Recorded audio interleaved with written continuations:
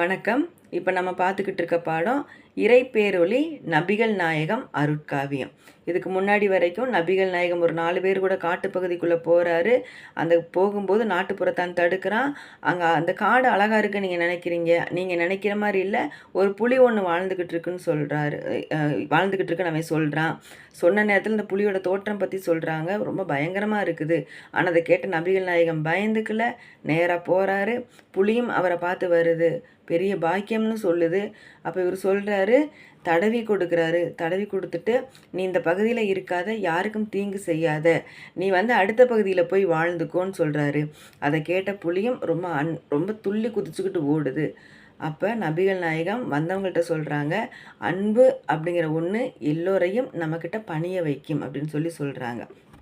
அடுத்ததான் என்ன நடக்குது அப்படின்னா, தீங்கிழைக்காமல் செம்மலார் தங்கள் திகழ் பாதமே வணங்கி வேங்கையும் வேறு வெங்கோடும் காட்டில் விரைந்தது. கண்டதன் பின்னர் பூங்கவின் மேனி புதுமண நபியார் புகழ்ந்துடன் வணிகர்கள் சூழ நீங்கியோர் சாலை நெடுவழி தொடர்ந்து நெருங்கி ஓர் மலை தொடர் கடந்தார். அப்போ அந்த புலி அங்கே போனதையுமே எல்லாரும் அவரோட பாதத்தில் வீழ்ந்து வணங்குறாங்க.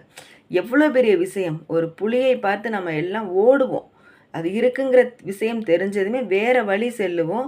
இல்லாட்டி நம்ம வந்த வழி போய்கிட்டு இருப்போம். வேண்டாம், நம்ம அந்த காட்டுக்குள்ளே போனோம் அப்படின்னா நம்ம உயிருக்கே ஆபத்துன்னு சொல்லிட்டு வந்த வழி போய்கிட்டு இருப்போம். ஆனால் நபிகள் நாயகம் ரொம்ப தைரியமாக அதோட இருப்பிடத்தை கேட்டு போகிறாரு. போயிட்டு அந்த புலியை பார்த்து பேசுகிறாரு. அப்போ இதை பார்த்ததையுமே எல்லாரும் அவரோட காலில் விழுந்து வணங்குறாங்க. எவ்வளோ பெரிய அற்புத செயல்! அற்புதங்களை நிகழ்த்துபவர் கடவுள் தான். அப்போ அந்த இடத்துல எல்லாரும் அவரோட காலில் விழுந்து வணங்குறாங்க. எங்களால் இந்த மாதிரி நடந்துக்கவே முடியாது, ஆனால் நீங்கள் நடந்துக்கிறீங்கன்னு சொல்லிட்டு காலில் விழுந்து வணங்குறாங்க. அதுக்கப்புறமா என்ன நடக்குது அப்படின்னா, அங்கே பக்கத்தில் ஒரு அழகான ஒரு மலைப்பகுதி இருக்குது. அந்த மலைப்பகுதியை நோக்கி மறுபடி நபிகள் நாயகம் உள்ளே போகிறார். அந்த மலைப்பகுதியை நோக்கி அவர் போகிறாரு. போகிற இடத்துல என்ன நடக்குது அப்படின்னா, கவின்மலை ஆறு கானகம் கடந்ததோர் கல்லோடு முள்புணர் வழியில் நவில் புகழ் உரைகள் நலம் பெற கூறி நடந்து செல் பொழுதினில் ஆங்கோர் குவிந்த கை மாந்தன் குனிந்துடன் வணங்கி கொண்டலே நாம் செல்லும் இந்த அவிழ்மலர் காட்டில் ஆரையும் கலக்கும் அரும்கொடு பாம்புள்ளது என்றான். அப்போ அழகான அந்த காட்டு பகுதியை கடக்கிறார். மலை ஆறு கானகம், அங்கே இருக்கக்கூடிய அந்த மலைப்பகுதி, காட்டுப்பகுதி, ஆறு, இதெல்லாம் கடந்து அவர் போகிறாரு. வழியில் முற்கள்லாம் நிறைய இருக்குது. அதையெல்லாம் கடந்து அவர் போய்கிட்டு இருக்கும்போது அங்கே கையை குவிச்ச மேனிக்கு ஒரு மாந்தன் ஒரு மனுஷன் சொல்கிறான், நீங்கள் இதுக்கு மேலே போகாதீங்க, இந்த காட்டில் எல்லோருக்கும் தீமை செய்யக்கூடிய ஒரு பாம்பு ஒன்று இருக்குது அப்படின்னு சொல்லி இந்த இடத்துல சொல்கிறான். இதுக்கு மேலே நீங்கள் போகாதீங்க, அருங்கொடும் எல்லோருக்கும் கொடுமையை செய்யக்கூடிய ஒரு பாம்பு ஒன்று இந்த மலைப்பகுதியில் இருக்குது. அது மட்டும் இல்லை, பாம்பெனும் பெயரில் பார்க்கவே வரினும் பாம்பென நாம் சொல்ல மாட்டோம்.